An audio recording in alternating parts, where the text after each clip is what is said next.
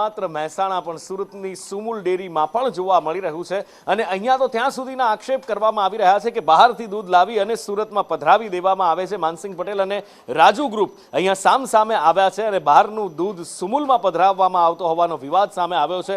પ્રમુખે અગાઉ એમડી ઉપર હાથ ઉગામતા ફરિયાદ પણ થઈ ચૂકી છે।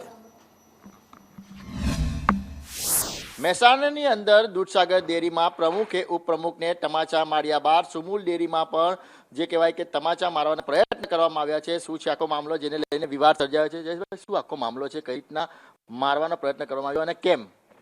ખાસ કરીને તમે જુઓ તો સુમુલ ડેરી સહકારી ધોરણે ખૂબ જ સફળતાથી ચાલી રહી છે। આ વર્ષે લગભગ 75 વર્ષમાં અમે ઉજવણી કરી રહ્યા છીએ। ખૂબ જ સારા પશુપાલકોનો ભાવ મળી રહ્યા છે।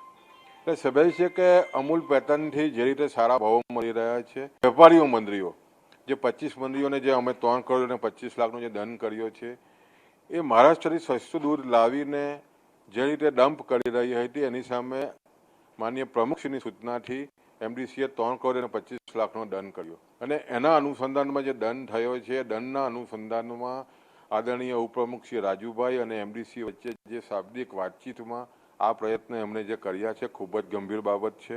હું એમ માનું છું કે સહકારના સંસ્કારો આવા ન હોઈ શકે, પણ તમાચાવાળી જે થતી રહી ગઈ છે। હાલ તો સચિવ તરફથી તમામ જે રિપોર્ટ છે તે મંગાવવામાં આવ્યા છે। ત્યારે જોવાનું રહ્યું કે આગામી દિવસોમાં શું નિર્ણય લેવામાં આવે છે।